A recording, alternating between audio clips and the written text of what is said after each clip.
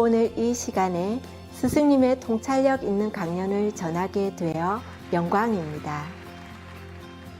불교 이야기, 쿠다 이야기 7부 중 2부 2015년 8월 24일 프랑스에서 하신 영어 강연입니다.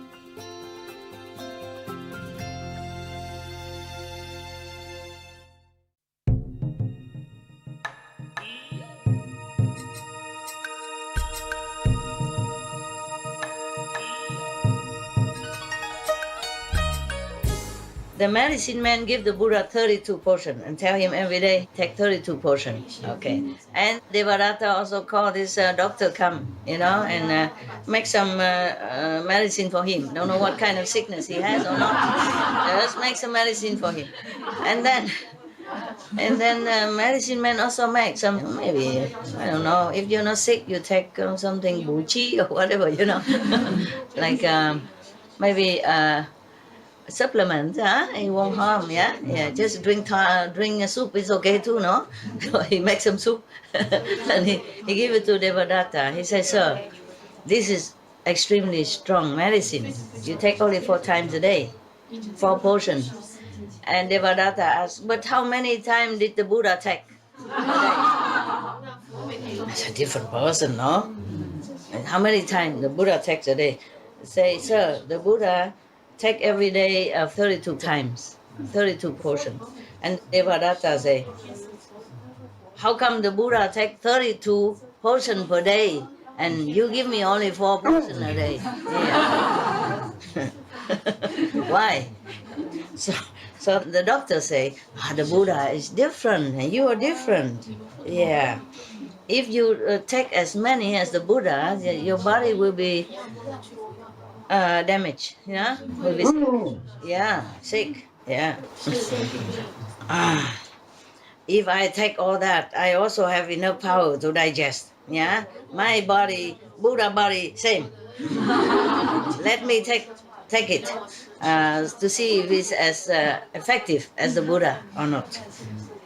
And then the medical doctor say, "Oh, it's up to you, but if anything happened to you, I'm not responsible, okay?"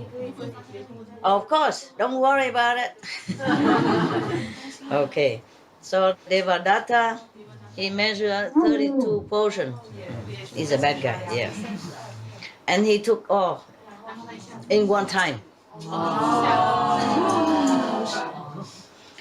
After that, he just spinning and drop dead. Not really dead, but a foam coming out of his mouth and his eye turning up, and his saliva come out like a soap bubble. A lot of foam come out. And then he jump up on the bed, and then he run down the floor, jump up and down, he run around. He cannot bear it, and he was screaming. Yeah, lamenting. The Buddha felt sorry for him that he's so painful and suffering so much.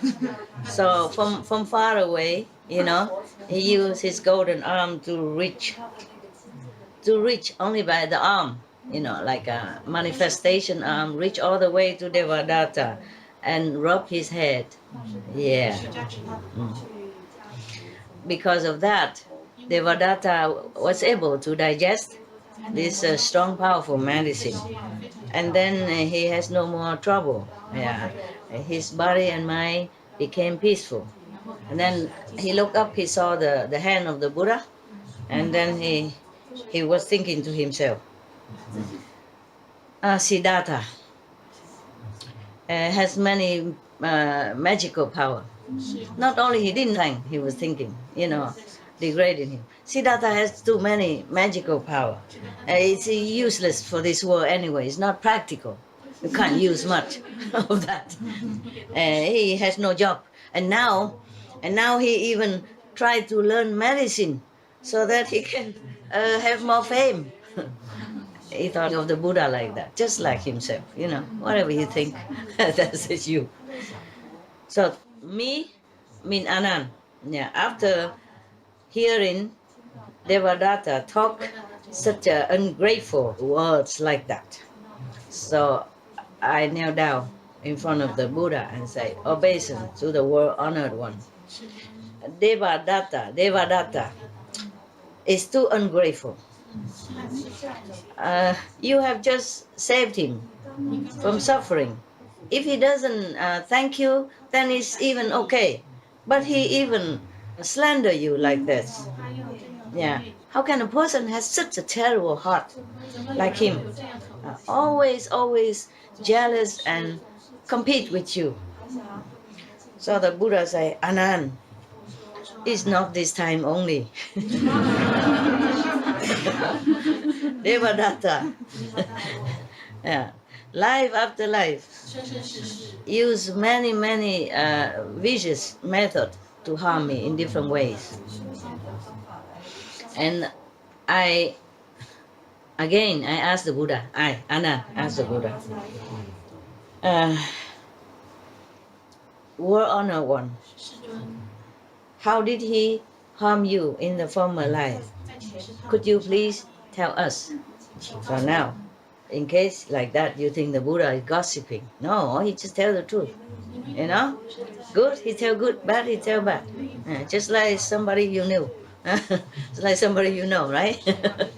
Your master, yeah. And then people also criticize that she's gossiping. It's not like that. Everything is a teaching. Everything is a teaching. Yeah. So the Buddha say, okay, listen, I will tell you. And Anand say, yes, we were all listening. Yeah. Now he say, I will listen. Maybe only him alone there. Yeah. And because of Buddha power, even though the Buddha and Anand from long distance, he can hear. The Buddha power make him hear what Devadatta is saying. That's why. Yeah. Anand, you should know. You can turn the light behind there. It's more comfortable for your eyes. Yeah, turn it on for you. There. Yeah, there are many lights. Turn it on, make it nice and bright. Yeah. When we are here. Yeah, okay, like that look more comfortable, huh? Yeah. Just in case you don't want to look at me, you can turn around and you can see the Buddha there. You see the Bodhisattva. That is the Kristagarbha Bodhisattva. It's a Tijang Wang Pusa. The Earth Store Bodhisattva behind you. I saw him in some of the neglected, kind of second-hand store many years ago from Spain. I carefully invite him here. Normally they put him in the corner, so yesterday I arranged for him to sit up high a little bit. I put some flower and some incense and some light candles and some candies and some. So I tell him, I'm not asking for any merit. I just respect you so much. That's all. I show respect. Yeah? If he want to bless me, he's welcome, of course.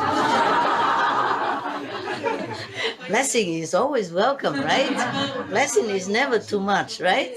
Yeah. Just that I did not do that for merit or blessing.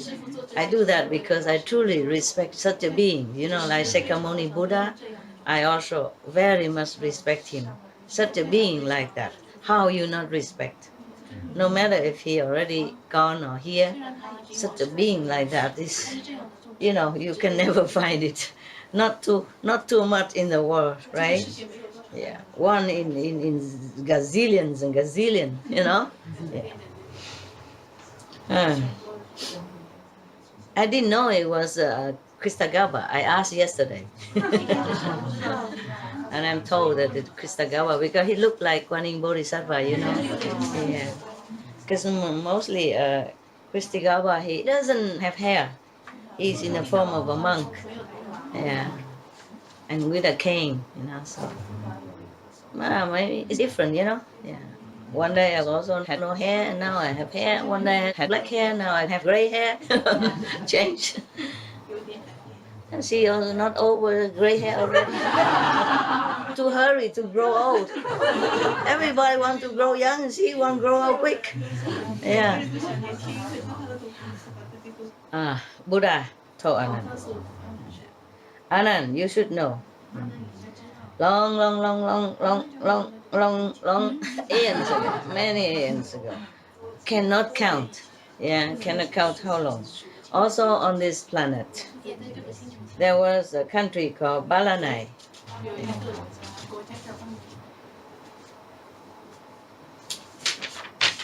Wow, the Buddha memory is super. And long ago, and he remember everything. Like master, like disciple. That's why Anand also has good memory, nah? Even though just one lifetime memory, but still a lot of memory, a lot of things to remember, a lot of stories and detail. Nah? We could not even remember many things when we were younger, like when we were 20. I don't remember when I was 20, but I don't remember many things when I was 20. Yeah? Understand? And Anand remember everything. Yeah, he's born for that. I wish every master have one Anand like that. Yeah, then we don't need all this stuff. Yeah. Just talk and then he will tell later on. Eh? You don't have to wait for cameraman, don't have to wait for lighting or anything. Yeah? Okay. At that time in that Balanai country, as the king named Famada. He is very, very terrible, vicious person. He has no good heart. And he is indulgent, greedy in physical pleasure, like, sensual pleasure and all kind of physical enjoyment. And he caused a lot of suffering for his subjects, yeah, as if the poison is in his heart. One day, this king had a dream. Yeah. He saw a beautiful animal with golden hair, golden fur, and the fur was shining out light in all direction. Yeah, on all sides. Yeah, and when he woke up, he was thinking, "Oh, this animal that I dreamt of must exist on this planet. I have to find it. I have to find him." So he called all the hunters in the country and tell them, "Today I invited all of you here because I want to tell you something." Yeah. In my dream, I saw a golden and shining animal. Yeah. And on his fur, emitting light in all direction. I'm sure in our forest or jungle or mountain must have this one. So if you go over there and you go everywhere and find him, and after that you peel away his skin and bring it back here to me, then I will reward you and 7 generations after with all necessity all their life. If not, then right? Chop. You know everything. I thought you've been working and you didn't hear my lecture before. That's why I specially came just for you. Huh? What? Kitchen TV also? And you chop vegetable? Chop vegetable and you listen and then? Man, that's dangerous. Careful, you're thinking, huh? And don't chop this one. We are vegetarian, understand? I mean, we are vegan.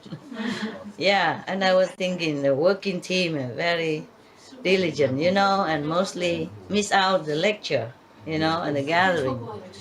So I thought I give you a special treat. Just working people. You saw that, right? Yeah. Just for you. You can see. Nah? Only you. Thank you. That's my way of thank you too. Nah? 'Cause you really came to serve everybody, yeah, without wanting any reward. You better not want anything. You never know, they have nothing. If they don't make trouble for me, I'm grateful already. Not to talk about anything, give to you. You are the one, be careful. Keep your merit, they may come and take some. Because you're working hard, yeah? It's very good like that. Yeah? That's why I like working people. Because they work hard, so they might don't think too complicated stuff. They think immediately, think at hand. It's almost like a meditation, a different meditation. Present moment, present mind. You see, one pointed mind. Otherwise, you might chop your finger. You have to concentrate on. Yeah, the eyes watch TV and the knife to come. Huh? Who can tell that nothing happened? So it's a very, very good meditation in the kitchen, no? Yeah. So I thought, okay, they miss a lot of, fun, a lot of good time. That we're laughing together in the hall, and you guys have to chop in the kitchen. So I thought, okay, I give them special treat. Yeah. So you eat all my cakes and my seaweed yesterday. I don't have anything today. I just have myself for you. Okay, if not, then I will kill all of you and your clans. My God, not just chop one person. This is in the old time like that. In the old time, in Vietnam also, many is written in history. If one person commit something against the king, 3 generations, everybody die. Even children, even babies, kill them all. It's like that. You know why? You know why? You know why they do that? The kings do that. Revenge? Ah, that's right. Warrior revenge. Yes. If you kill his father, mother, or even, and maybe brother and sister, then maybe later the grandchildren or the cousin, they will revolt against you. So that's why they chop 3 generations. All the clans. Terrible, huh? When I read some of the history, I'm not proud at all to be the descendant of such cruelty. But many countries are like that, Just anything at all, the king just chop your head, just like that. And also when they revolt against each other, and this king also treat the other king, the defeated king, in such a terrible way. You could not imagine. Not the king, but the queen and the children, and the prince and princess, they treat them in such a horrible, horrible way that I wish I don't ever have to know any history. It's terrible. Worse than, the worse than of the worst of the terrorists nowadays. You understand? Worse, terrible. Not just kill and shoot and bomb and die immediately. No, torturing death. It's terrible. I don't know how anyone could even think of such thing. To torture somebody else, even enemies. It's a painful and torturous death. It's deliberately caused long and terrifying suffering before and after and during. Poof, my God, humans are the worst. We always say animals are terrible, ferocious and vicious animals, but they just kill 1 or 2. And they don't deliberately inflict long and torturous suffering on their so-called enemies or opponents. And sometimes the sentence is not really just even, Sometimes it's wrongly done or wrongly accused. And they just die like that. Yeah. One of the Vietnamese history, in one of the period of the history, I read that one of the very, very loyal, he spent all his lifetime building the country, building up the dynasty for that king. And then one day the king went to visit him in his house. And his wife, not wife, but like concubine, was beautiful. And the king fancied her, and then do things to each other in the garden, and then the king just died like that. And then the whole court, accused him of killing the king. And of course, the 3 generations had job. No matter how much he has done, for the country and for the king, they don't care. It's just like that. It was wrongly accused. It wasn't. I mean, no one would be so stupid to kill the king in his own house like that. And I think even the most stupid one would know that. But they use that excuse to kill one of the best men in the country, the most loyal, the most diligent, in building up the country and protecting the country and protecting the king and the royal household. And he retired already. At that time, he retired. And what for he wanted to take the throne? If he does, he wouldn't kill the king like that. See what I mean? There are many ways. Okay, you know already.